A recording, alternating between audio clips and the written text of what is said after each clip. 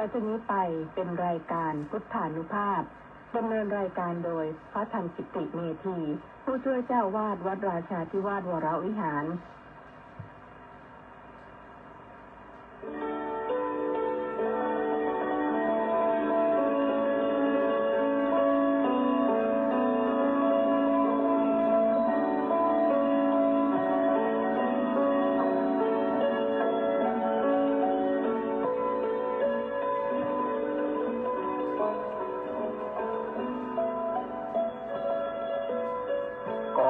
เชิญชวนมาฟังธรรมนำชีวิตขัดเกลาจิตบริสุทธิ์ผุดผ่องใสเสริมปัญญาบารมีให้จิตใจสุขสดใสเมื่อได้ธรรมนำชีวารายการพุทธานุภาพจัดสรรให้คำบรรยายจากคัมภีร์มีคุณค่าไม่ต้องค้นไม่ต้องอ่านให้เมื่อยตาได้เวลาพร้อมเชิญเปิดรับฟังธรรมจบแล้วสงบจิตสักครู่สำรวจดูจิตของตนก่อนทุกครั้งจิตว่างแล้วจักหลับได้ทรงพลังสุขสมหวังท้วนทุกท่านนิรันดร์เทิน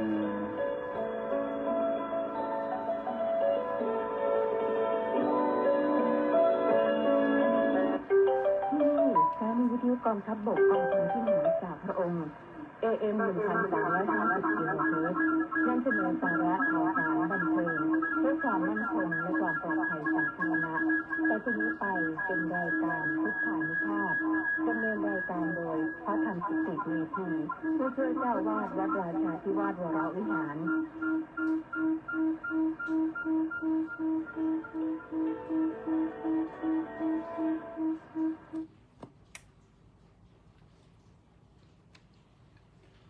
อะระหังสัมมาสัมพุทโธภควาบุตถังภะคะวันตังอภิวาเดมิสวากขาโตภควตาธัมโมธัมมังนัมมัสสามิสุปฏิปันโนภควโตสาวกสังโฆสังฆังนะมามิข้าเจริญสุขสวัสดีท่านสาธุชนผู้ฟังทุกท่านได้เวลามารับฟังรายการพุทธานุภาพกับพระธรรมกิติเมธีผู้ช่วยเจ้าอาวาสวัดราชาธิวาสวิหารเจ้าคณะภาค 17-18 ธรรมยุทธวันนี้ก็มาพบกันที่วันอังคารที่ 1 กรกฎาคมพระพุทธศักราช 2568 ขึ้น 6 ค่ำเดือน 8 ก็เดินทางกันมาเรื่อยๆนะจนถึงวันที่ 1 กรกฎาคมขึ้นครึ่งหลังของปีแล้วเอาละวันนี้ก็ต้องขออนุโมทนาบุญกับคุณโยมแม่ทองดีบุญประเสริฐร่วมกองบุญหนุนกองธรรมมา 1,000 บาทโดยดร.สมชายบุญสุนเป็นผู้ดำเนินการโอนมาเข้าบัญชีเรียบร้อยแล้วอนุโมทนากับคุณแม่ขอให้สุขภาพพลานามัยสมบูรณ์ไปด้วยบุญแล้วก็อนุโมทนากับเฉลิมและ FC อีก648 ค คนออนไลน์เข้ามารับฟังเรียกว่าเตรียมพร้อมอนุโมทนาสาธุการ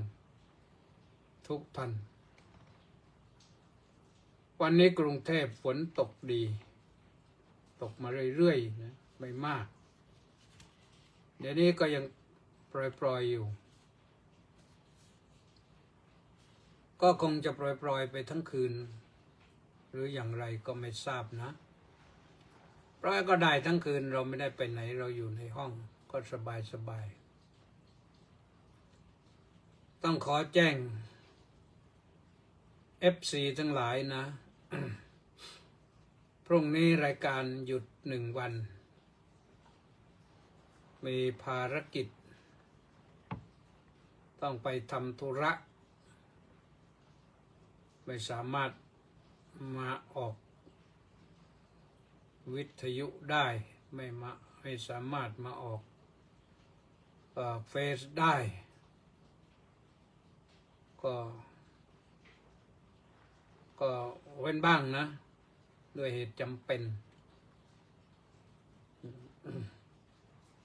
ท่านสาธุชนทั้งหลายวันนี้ก็มาใกล้ๆเทศกาลเข้าพรรษาใกล้อาสาฬหบูชาก่อนแหละอาสาฬหบูชาแล้วก็เข้าพรรษาช่วงนี้ก็มีกิจกรรมถวายเทียนกันถวายเทียนพรรษาแล้วก็ถวายเทียนก็ถวายวันขึ้น15 ค่ำเดือน 8ก็คือวันอาสาฬหะนั่นแหละโยมไปวัดแล้วไม่ต้องหลายรอบนะถวายในวันนั้นเลยจะพกพาเทียนไปเองหรือว่าไปร่วมบุญที่วัดก็ได้ทุกวัดนะมีต้องทำเป็นการรักษาสืบทอดประเพณีความจริงนั้นไม่ต้องมีเทียนก็ได้แล้วมันมีแสงสว่างเทียนนี่ต้องการแสงสว่างแต่ว่าเราต้องทำความสว่างทางใจไปด้วยเกิดบุญเกิดกุศลขึ้นมามองเห็นช่องทางในกรุงเทพนี่มีความจำเป็นน้อยเทียนนะแต่ในภูธรชนบทต่างจังหวัดนี่ยังจำเป็นมากนะโยมหลายๆที่หลายๆจังหวัดนี่ไฟฟ้ามันยังไม่เสถียรอยู่ๆถ้าไปไหว้พระไปเทศน์กลางคืนอยู่ๆก็ไฟดับวุบขึ้นมาทำยังไงดีนั่งกันอยู่20-30 คน50 คน100 คนก็ต้องจุดเทียนแหละเทียนเล่มเดียวไม่พอใช่ด้วยพระเทศน์นะท่านเทศน์ได้อยู่แล้วแหละแต่โยมก็ฟังเทศน์แล้วไม่เห็นหน้าพระท่านเอาเทปมาเปิดได้ฟังหรือเปล่าสงสัยไปอีกนะเพราะฉะนั้นถวายเทียนก็ถวายอีกอย่างหนึ่งที่ถวายคู่กับเทียนก็คืออะไรละโยมช่วงนี้เข้าพรรษาก็คือเข้าฤดูฝนเข้าฤดูฝนก็คือถวายผ้าอาบน้ำฝนเป็นผ้าอาบนะโยมแต่ถ้าโยมจะไปหาซื้อเองนี่ก็บอกนะว่าให้ดูผ้าที่มันพระไปผลัดใช้ได้อาบน้ำได้แต่บางทีบางร้านเนี่ยทำผ้าแคบก็แคบสั้นก็สั้นหลวงพี่ตัวอ้วนๆนี่ห่อไม่มิดนะปิดก้นไม่หมดต้องให้ผ้ามันพอดีพอใช้ได้ ไม่ใช่ว่าต้องเอาผ้าดีเลิศผ้าอาบน้ำฝนไม่ต้องผ้าดีหรอกแต่ก็นับว่าดีนั่นแหละเพราะว่าต้องขนาดมันใช้ได้แล้วก็เนื้อผ้าไม่ใช่ถูกน้ำทีเดียวก็ผ้าแยกแล้ว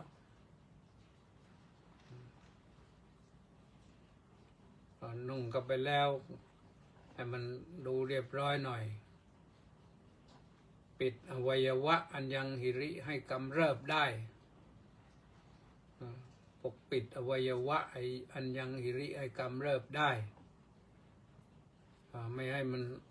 ออกมาโชว์ล่อนจ้อนก็เป็นผ้าที่ดีพอสมควรนะราคาก็อยู่ที่เนี้ยประมาณ80 บาทถึง120ก็ประมาณนั้นที่เขาทำกันนะก็ได้ประมาณนั้นผ้าที่ใช้ได้นั่นก็พอถวายแล้วนี่พระนี่ต้องใช้ไปตลอด3 เดือนนะแต่อาตมาภาพเองเนี่ยใช้ผ้าอาบน้ำฝนเนี่ยพอออกพรรษาแล้วก็ใช้เป็นผ้าอื่นผ้าเช็ดปากบ้างผ้าเช็ดมือบ้างใช้ได้ตลอดก็เก็บไปเรื่อยแหละแต่สมัยพุทธกาลเนี่ยท่านใช้มากกว่านั้นอีกแล้วเอาไปถึงทำผ้าเช็ดพื้นทำผ้าเช็ดผ้าเช็ดนะแล้วก็ไปทำถึงขนาดว่าผ้าเช็ดเท้าแล้วก็ไปถึงเอาไปตำกับดินเหนียวฉาบทาฝาผนังกุฏิสมัยนั้นมันก็ฉาบทาด้วยดินไม่มีอิฐทำด้วยอิฐก็แพงครับกุฏิทำด้วยดินก็ที่อินเดียนี่ก็เดี๋ยวนี้เขายังใช้บ้านดินกันอยู่เยอะนะเพราะนั้นเวลาฝนตกน้ำท่วมหนักๆนี่ก็ดินอยู่เต็มทั้งฝาผนังบ้านทั้งหลังคานี่พอน้ำท่วมหนักๆไปไอ้เชิงฐานบ้านนะมันดินมันอ่อนลงก็ยุบตุ้มลงมาครอบคนที่อยู่ในบ้านนั่นนะเพราะฉะนั้นเป็นเหตุให้คนเสียชีวิตกันไปเยอะนะบ้านเราไม่มีแล้วแบบนั้นแต่ยังใช้อยู่นะยังใช้ผ้าอยู่เพราะฉะนั้นแนะนำว่าเขาไปถวายกันวันนั้นเลยวันอาสาฬหบูชานั่นเลยภาคเช้านั่นทางวัดจะมีพิธีมีกิจกรรมวันพระปกติก็คือวันขึ้น15 ค่ำเดือน 8ก็เป็นวันพระอย่างวัดราชาธิวาสวิหารนี่ก็9 โมงก็เริ่มทำวัดสวดมนต์เช้าสวดทำวัดเสร็จพระเทศก็ขึ้นธรรมาสน์โยมก็อาราธนาศีลอุโบสถนะโยมนะสมาทานศีลอุโบสถกันเหมือนพระใหญ่ด้วยพระสงฆ์ก็ให้ศีลเสร็จก็แสดงพระธรรมเทศนาก็ประมาณ20 ถึง 25 นาทีเทศไม่มากหรอก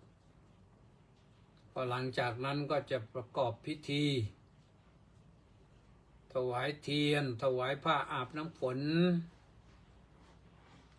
อาจจะมีเครื่องไทยธรรมด้วยอย่างที่วัดราชาธิวาสวิหารของเรานี่ก็บางคณะก็อาจจะไปถวายก่อนเครื่องไทยธรรมถวายพระคุณเจ้าทุกรูปถวายที่ศาลาการประเรียนแล้วก็เป็นเครื่องไทยธรรมที่จะถวายพระที่แสดงพระธรรมเทศนาตลอดพรรษา เทศทุกคืนนะโยม คือละ1 กัน 2 ทุ่ม 2 ทุ่มก็อาราธนาพระนักเทศก็ขึ้นธรรมาสน์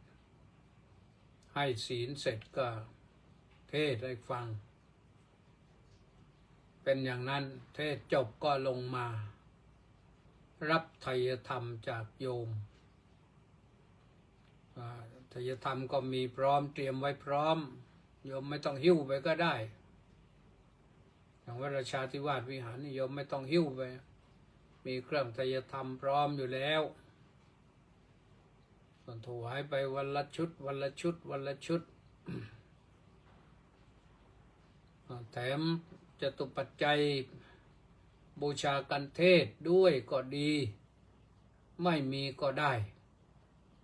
คืออย่างไงท่านก็เทศอยู่แล้วนะเมื่อท่านเทศอยู่แล้วเราก็ท่านก็ให้ธรรมะเราก็จะให้อะไรก็แล้วแต่มีเครื่องไทยธรรมให้โยมได้ถวายโยมจะไปจองเป็นเจ้าภาพวันนั้นวันนี้ก็ว่าไปนะ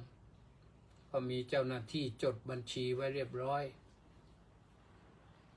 พระขึ้นธรรมาประเทศจบก่อนจะยถาก็อนุโมทนาโยมเจ้าภาพเป็นประจำที่แล้วมาเนี่ยก็ท่านรองศาสตราจารย์ดร.ช่วงโชติพันธุเวศคุณโยมสุชาดาพันธุเวศท่านมักจะจองตลอดทั้งพรรษาเลย89 กัน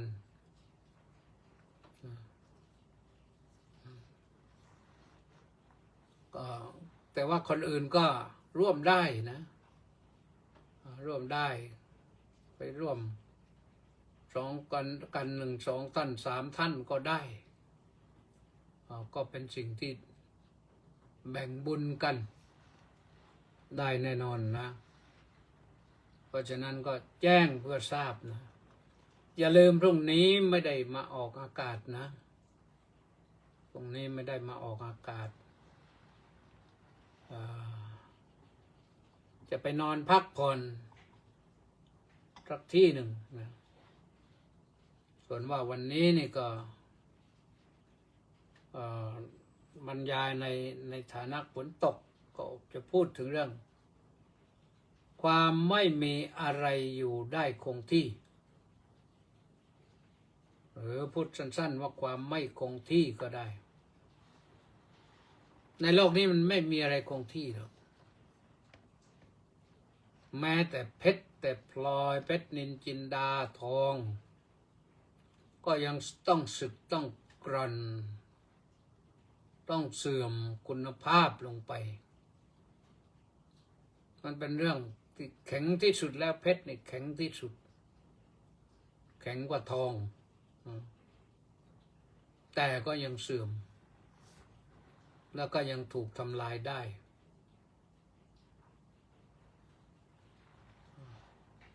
เพราะฉะนั้น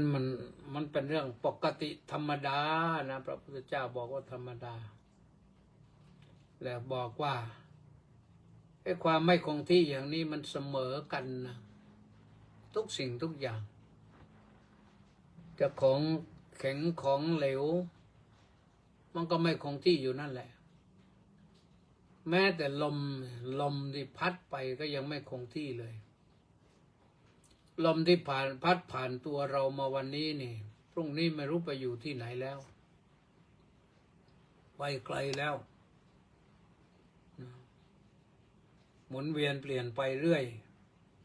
เขาไปได้ทั่วโลกลมไม่มีเครื่องกีดกั้นเขาไปได้ทั่วโลกดวงอาทิตย์ก็เหมือนหมุนเวียนเปลี่ยนไปเดี๋ยวก็ไปขึ้นเช้าแล้วก็ตกเย็นเช้าสายเที่ยงบ่ายเย็นพอค่ำนั่นเราว่าค่ำคือเรามองไม่เห็นดวงอาทิตย์ส่องมาไม่ถึงเราแต่ดวงอาทิตย์ไปส่องอยู่ที่อื่นในฝั่งโลกอื่นนี่อย่างเนี้ยณขณะนี้เพ ประเทศไทยเรานี่มืดเวลา21:30อยู่แล้วมันมืดแล้ว แต่ยุโรปนี่ก็ยังกลางวันอยู่ก็ประมาณสักเท่าไหร่บ่าย3 โมงมั้งมัน6 ชั่วโมงอะนะแต่ยุโรปนี่ประมาณ6 ชั่วโมงต่างกันนะส่วนว่าญี่ปุ่นนั่นไปกัน5 ทุ่มไปแล้ว5 ทุ่มครึ่งแล้ว แล้วก็เลยไปทางตะวันตกไปเรื่อยๆก็ไปถึงอเมริกานี่บางรัฐก็เช้าบางรัฐก็8 โมงบางรัฐก็9 โมงเพราะประเทศก็กว้างขวางแคลิฟอร์เนียกับนิวยอร์กนี่เวลาต่างกันเยอะเลยนะก็อยู่คนละฝั่งกันแคลิฟอร์เนียอยู่ฝั่งแปซิฟิกนิวยอร์กมันอยู่ฝั่งแอตแลนติกนะนิวยอร์กมาทางโน้นมาทางวอชิงตันมาทางฟลอริดาอยู่นั้นมันอยู่ฝั่งตะวันออกฝั่งมหาสมุทรแอตแลนติกแอตแลนติกก็สว่างเร็วกว่าแคลิฟอร์เนียไปเรื่อยๆก็หมุนไปเรื่อยๆแล้วสักพักหนึ่งทางฟลอริดาเนี่ยก็ค่ำก่อนแคลิฟอร์เนียค่ำก่อน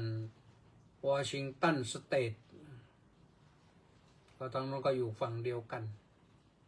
เป็นอย่างเนี้ยค่ำแล้วก็เช้าอีกอะไรต่อไปก็เช้าอีกมันไม่คงที่แปรปรวนไปเรื่อยแม้แต่เวลาของดวงอาทิตย์ที่หมุนไปที่เราคิดว่ามันเป็นอย่างนี้แน่นอนมันก็ยังไม่แน่นอนอยู่ตรงที่ว่าเวลามันยืดออกไปเรื่อยเนี่ยในการคิดคำนวณกลางขึ้นข้างแรมเนี่ยจึงมีความต่างกันอยู่นะเดือนทางจันทรคตินี่จะอยู่จุดหนึ่งทางสุริยคติก็ไปอีกจุดหนึ่งแล้วมันต่างกันจุดหนึ่งยังไงแม้แต่สุริยคตินะก็ยังเขาเรียกว่ามีอธิกวาลคือวันเกินอธิกวาลเนี่ยวันเกินเช่นปีที่มีเดือนกุมภาพันธ์มี29 วันอย่างเนี้ยโดยปกติกุมภาพันธ์ก็มี28แล้วก็29มัน3 ปีครั้ง4 ปีครั้งอยู่นั้นเพราะว่าเวลาการกำหนดเวลาเพราะการหมุนเวียนของดวงอาทิตย์ทีนี้ของที่อยู่ใกล้ๆเรานี่เราลองดูโยมมาพิจารณาของที่อยู่ใกล้เราเนี่ยตึกรามบ้านช่องที่เราเคยเห็นว่าโอ้ยเขาสร้างใหม่สวยงามมากพอสักพักหนึ่งความสวยมันก็ลดแล้วตึกนั้นสวยจังทาสีสวยอย่างนั้นอย่างนี้พอผ่านไป4 ปี5 ปี10 ปีก็อ้าวสุดแล้วเสื่อมแล้วอาจจะต้องทาสีใหม่มันเป็นอย่างนั้นมันไม่มั่นคงไม่มีอะไรแน่นอนไม่มีอะไรมั่นคงไม่มีอะไรเที่ยงแท้ไม่มีอะไรยั่งยืนอยู่ได้ในรูปเดิมมีแต่ความแปรปรวนมีแต่ความเปลี่ยนแปลงมีแต่ความเสื่อมสลายไม่มีแก่นสารเลยทุกสิ่งทุกอย่างบนโลกใบนี้มันเป็นอยู่เช่นนี้พระพุทธเจ้าจึงตรัสบอกว่ามันอนิจจังนะไม่เที่ยงอนิจจังไม่เที่ยง โดยเฉพาะร่างกายของเราเนี่ยเมื่อถ้าลองนึกภาพดูนะโยมนะตอนขึ้นปีใหม่ปีเนี้ยเราเป็นยังไงบ้าง มีอะไรบ้างถ้าคนที่อายุเลย30เลย40แล้วที่สิ่งที่เป็นปัญหาก็คือ ผมมันจะงอกอาตมานี่ก็มีหลายเส้นแล้วเห็นแล้วหลายเส้นแล้วงานข้างให้ดูก็เห็นนะแต่ว่าก็ยังดีที่มีดำๆอยู่70 กว่าแล้วผมยังดำอยู่ก็ใช้ได้แล้วยังไม่งอกเต็มหัวแต่ก็มากแล้วเหมือนกันนะมันเป็นเรื่องของปกตินะไม่ใช่เรื่องพิเศษอะไร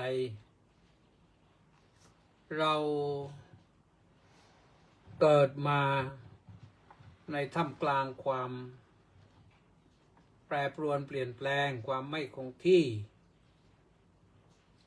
มันไม่ใช่เฉพาะภายนอกนะโยม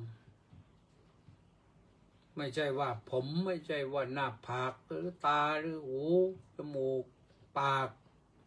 เปลี่ยนแปลงฟันก็เปลี่ยนแปลงฟันไม่หลุดมันก็สึกมันกร่อนตามันก็ฝ้ากอกฟางหูมันก็จะตึงจมูกก็จะไม่ได้กลิ่นลิ้นก็จะไม่ได้รสเนี่ยเขาบอกว่า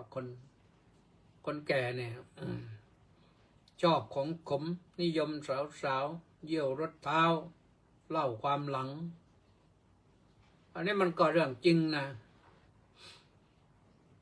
แต่ว่าใครจะพบความจริงครบถ้วนนะยังก็ไม่รู้แหละนะอันนั้นก็เป็นเรื่องนึงนี่ว่าสำหรับผู้ชายส่วนผู้หญิงไม่รู้ว่าอย่างไรบ้างนะยังไม่ได้คำคล้องจองนี้ไม่รู้เขาว่ากันอย่างไรก็ยกให้โยมผู้หญิงไปว่าไปนะแต่ที่สิ่งแน่ก็คือสิ่งแรกก็คือชอบของขมเนี่ยถามว่าเพราะอะไรชอบของขมก็เพราะว่าประสาทรับรสมันเสื่อมมันสึกที่ว่าเคยชิมรสหวานแล้วมันอร่อยสมัยเด็กๆนี่ได้กินส้มโอ้โหมันซีดเลยได้เปรี้ยวๆมะยมอะไรเนี่ยมีความสุขชอบแต่เดี๋ยวนี้พออายุมากนี่ไม่มีใครชอบหรอกแต่เล่นเนี่ยไม่ว่าผู้หญิงผู้ชายนะชอบของขมเช่นสะเดาเช่นอะไรมะระขีนกอะไรเนี่ยทานเข้าไปเนี่ยโอ้เคี้ยวแล้วก็รู้สึกมันไม่ได้ขมอะไรนะมะระขีนกเนี่ยสมัยเด็กๆเนี่ยมาเคี้ยวไม่ได้เลยอ้วกแตกเลยมันขมแต่เดี๋ยวนี้ก็เคี้ยวได้นะจิ้มน้ำพริกก็มันพอไปได้เหมือนกันพาข้าววิ่งได้เหมือนกันนี่ลักษณะจะเป็นอย่างนี้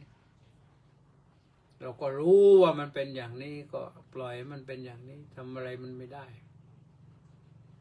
จะไปฝืนมันได้อย่างไรในเมื่อมันเป็นอย่างนี้เพราะฉะนั้นเราอย่าคิดฝืนนะจะยอมรับสภาพของมัน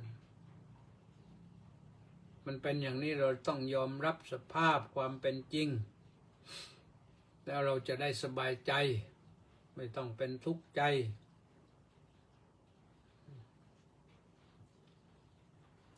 เรื่องเล่าของเก่าก็มันแปลกนะโยมนะมันของเก่านี่มันจำได้ดีแต่ของใหม่ๆนี่ท่องไม่จำนี่เอาตัวเองมาเป็นมาตรฐานนะเล่าให้ฟังว่าเรื่องสมัยเด็กๆนี่ยังจำได้หลายเรื่องสมัยเด็กๆเรื่องจำได้หลายเรื่องแล้วในเรื่องเพื่อน พื่อนเรียนชั้นประถมนี่จำได้เกือบหมดนะชื่อนั้นชื่อนั้นชื่อนั้น30 กว่าคนนะแต่ว่าห่างกันมาเป็นเท่าไหร่50-60 ปีนี่บางคนไม่เคยพบหน้ากันเลยบางคนก็มีพบอยู่บ้างสัก4-5 คนนอกนั้นแทบจะไม่พบกันเลยแต่ก็จำชื่อได้แล้วแต่ว่าถ้าไปเห็นหน้า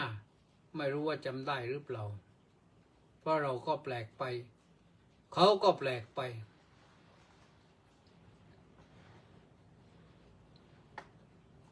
เพื่อนบางคนบวชเหมือนกันบวชอยู่หลายพรรษาเหมือนกันแต่สึกไปไม่รู้ได้อะไรบ้างทั้งตอนที่บวชอยู่ทั้งตอนที่สึกไปแล้วก็ไม่ได้พบกันนะแต่รู้ว่าสึกไปแล้วรู้สึกว่าจะบวชอยู่เป็น10 พรรษาเหมือนกันสึกไปแล้วไม่รู้ว่าได้อะไรไปบ้างนะเพื่อนอีกคนหนึ่งเก่งมากเลยเรียนหนังสือนี่ป.1 ป.2 ป.3 ป.4นี่เขาครองที่1ตลอดไม่ให้ใครเก่งแต่ว่าในการดำรงชีวิตรู้สึกว่าจะไม่ได้สำเร็จที่1เหมือนตอนเรียนหนังสือก็น่าเสียดายอยู่อาจจะเกิดความผิดพลาดอะไรจุดไหนทำให้ชีวิตเบี่ยงเบนเพี้ยนเปลี่ยนไปก็เสียดายตอนนี้ก็ไม่ขอเอ่ยชื่อก็นะ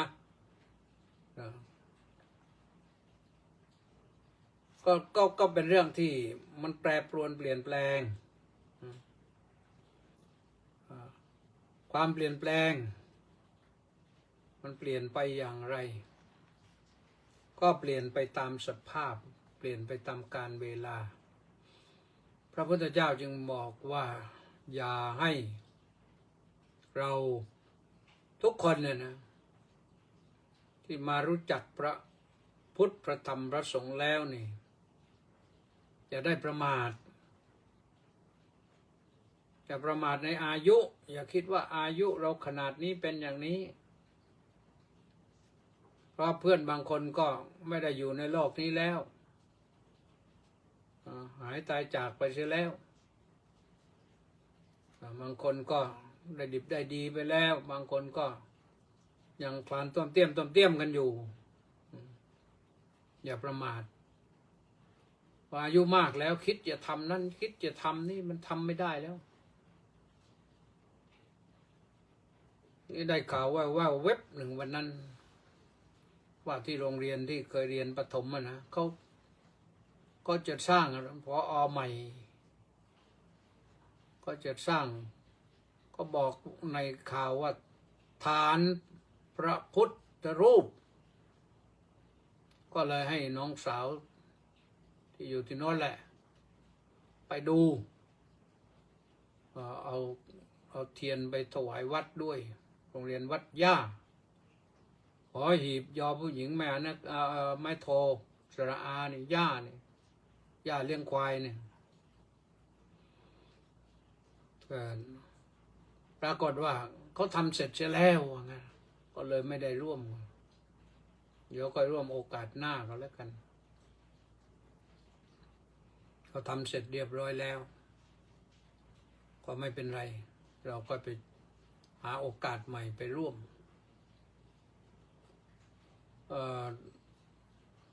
พูดถึงวัดย่านิดหนึ่งวัดย่านั้น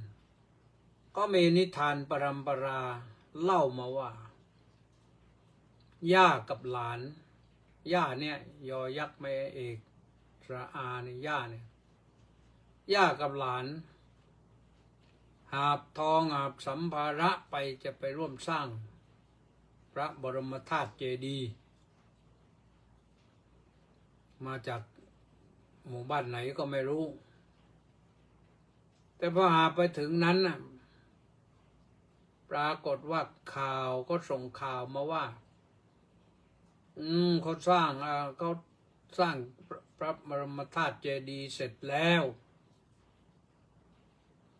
ทีนี้ย่ากับหลานทำยังไงหาบทรัพย์ไปก็ไม่ใช่น้อยนะก็เลยจองที่สร้างวัดเลยคนละฝั่งคลองกัน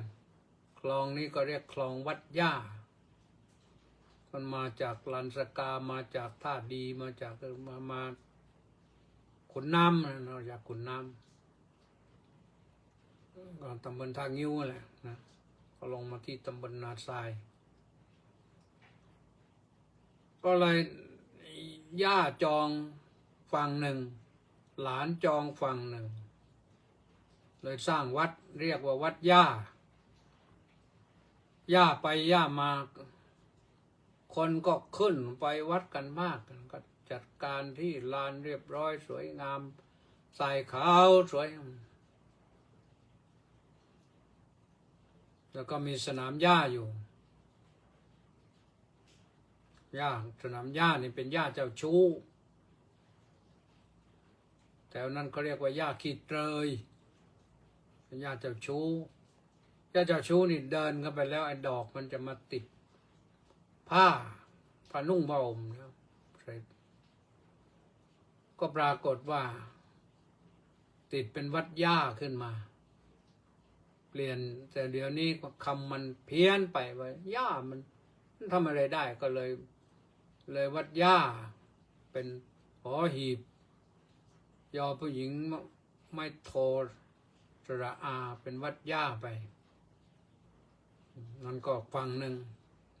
อีกฝั่งหนึ่งเป็นวัดหลานก็ชื่อวัดหลานเลยหลานไปหลานมาก็คงจะไป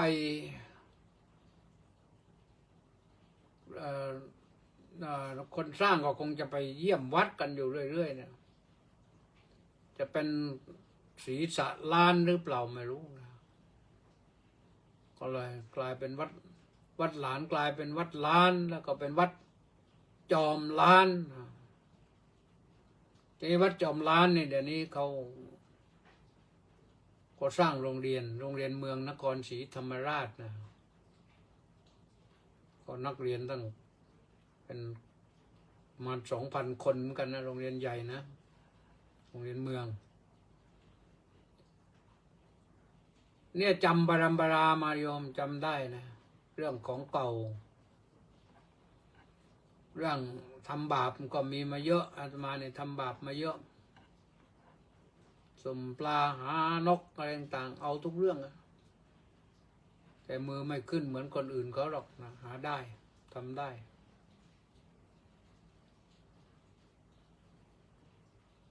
แต่มันก็แปรปรวนนะเราแปรปรวนมาถึงวันนี้ให้จ้างเราก็ไม่ทำเพราะสมัยนั้นนะมันกับสมัยนี้นะใจของเราแปรปรวนเปลี่ยนแปลงไปแล้วใจมันแปรปรวนเปลี่ยนแปลงไปแล้วมันไม่ใช่ใจที่จะไปยิงนกตกปลาแล้วเดี๋ยวนี้ก็ให้อาหารนกทุกวันนะแต่ก่อนนี่ก็ซื้ออาหารให้ปลาซื้อไปซื้อมาปลามันเราไม่ซื้อให้มันก็อยู่ได้เนี่ยมันกินโดยธรรมชาติของมันก็อยู่ได้ก็เลยเวลานั่งฉันเนี่ยเช้าเนี่ยนกมันก็มาขอนกพิราบนกอีกาเนี่ยมาขอกระดูกไก่มาขอไก่ทอดได้ไก่ทอดแต่ก่อนนี่มา2 ตัวตอนนี้มา6, 7, 8 ตัวแล้วมันก็แปลกดีเหมือนกันนะอีกามันมาอยู่วัดเยอะเมื่อก่อนไม่มีนะก็ว่าไปโยมเป็นอย่างนี้แหละนะเพราะว่าเราอายุมันมากขึ้นโยมวัยมันก็เสื่อมลงคำว่าวัยนี่แปลว่าเสื่อมไปตามกาลเวลา ป้อมก็เสื่อมตาก็เสื่อมหูก็เสื่อมจมูกปากก็เสื่อมฟันก็เสื่อมประสาทรับรสก็เสื่อมประสาทสัมผัสทางกายก็เสื่อมมันไม่เข้มข้นเหมือนสมัยเด็กๆนะเพราะฉะนั้นก็เรารู้ตรงนี้แล้วก็รู้ต่อไปว่าต่อไปมันต้องเปลี่ยนแปลงไปกว่านี้นะต้องเปลี่ยนแปลงไปกว่านี้แน่นอนจนไปถึงขั้นเสื่อมสลายนั่นแหละเสื่อมสลายแล้วก็ไม่ใช่ว่าเสื่อมสลายให้เป็นกองอยู่มันเป็นกองก่อนแล้วในที่สุดก็สลายไปธาตุดินก็ไปเป็นดินธาตุน้ำก็ไปเป็นน้ำธาตุไฟก็ไปเป็นไฟธาตุลมก็ไปเป็นลมนั่นแหละหมดอันนี้เรียกว่าไม่มีแก่นสารวัเสอวัตนาเยวะอัตตวิปักขภาวโตสุญญตัสสามิกัตตาสะเตอนัตตาติยายเรนี่ไม่เป็นไปในอำนาจขอร้องไม่ได้บังคับก็ไม่ได้ขู่เข็นยังไงก็ไม่อยู่นะ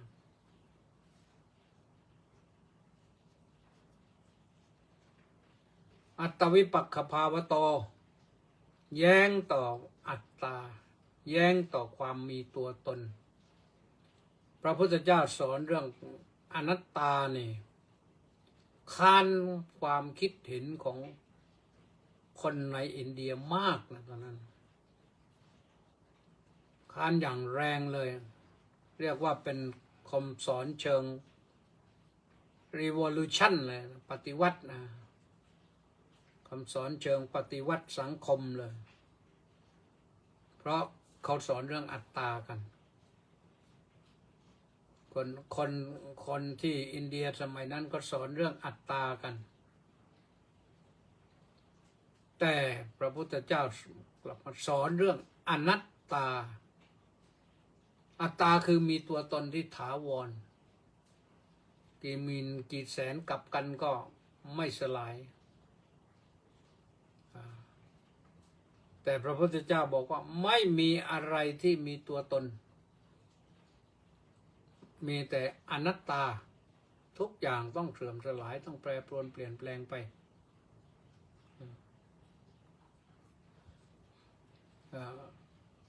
สุญญตัสสะ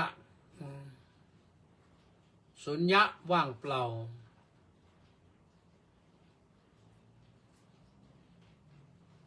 สูญจากอัตตาไม่มีอัตตาเพราะฉะนั้นจึงเรียกว่าอนัตตาจะบอกว่าไม่ใช่ก็ได้ไม่มีก็ได้คือถ้าพูดว่าไม่ใช่นะพูดให้มันทันก็ได้เหมือนกันนะทันที่เปรียบเทียบกับการค้นพบทางวิทยาศาสตร์ในปัจจุบันนี่นะที่เขาค้นพบไปถึงอะตอมไปถึงอนูไปถึงปรมาณูแล้วไปถึงนิวเคลียสถึงนิวเคลียสแล้วยังค้นหาไปอีกแยกไปอีกไปถึงอิเล็กตรอนโปรตอนนิวตรอนในหนึ่งนิวเคลียสมันก็มี3อย่างเหมือนกับหนึ่งในรูปกลาบมันก็มีอนิจจังทุกขังอนัตตาอยู่นี่แหละโยมมันจับต้องไม่ได้แต่มีอยู่มันเสื่อมสลายได้สลายนั้นสลายไปเป็นอื่นมันไม่สลายหมดแต่สลายไปเป็นอื่นอย่างธาตุทั้งหลายที่เขาเอามาทำเป็นพลังงานนิวเคลียร์นี่มันก็สลายไปเป็นพลังงานนิวเคลียร์แล้วก็เอาไปใช้ประโยชน์ทางไฟฟ้าก็ได้ทางประโยชน์ทางอื่นก็ได้นะครับคนมีสมองคนมีเวลาคิดเขาก็คิดทำได้เรื่อยนะนี่เขาคิดไปคิดมาเนี่ยก็ได้สิ่งที่ได้ประโยชน์ก็มีแต่ว่าสิ่งที่เป็นโทษก็มีอย่างเดี๋ยวนี้ที่เขาคิดได้เรื่องโดรนอย่างนี้โดรนก็คือเ เป็นเครื่องร่อนไร้คนขับไม่มีคนขับแต่เขาทำขนาดใหญ่จะมหาสามารถที่จะขนระเบิดไปทิ้งใส่คนอื่นได้ระเบิดมันไม่ใช่น้ำหนักน้อยๆนะเป็นหลายๆร้อยปอนด์ก็พาไปได้นะนั่นคิดได้ไม่ต้องมีคนขับนั่งบังคับอยู่ที่หอบังคับการไปทางไหนก็ได้นี่เขาคิดได้นะแต่กระจายแล้วก็ละลายไปหมดไม่มีเหมือนกับไม่มีอะไรเลยแต่มันมีไอระเหยและไปสามารถที่จะไปฆ่าคนได้ด้วยนะนี่คือความคิดของมนุษย์พระพุทธเจ้าก็คิดเหมือนกันนะแต่ไม่ใช่คิดอย่างนั้นไม่ใช่คิดเพื่อจะไปทำลายกันพระพุทธเจ้าคิดคนว่าให้มนุษย์โลกนี่ดับกิเลสดับได้หมดเหมือนกันทำให้จิตว่างแต่ว่าดับขั้นสุดท้ายที่หมดสิ้นก็คือดับตอนดับสังขารนั่นนะ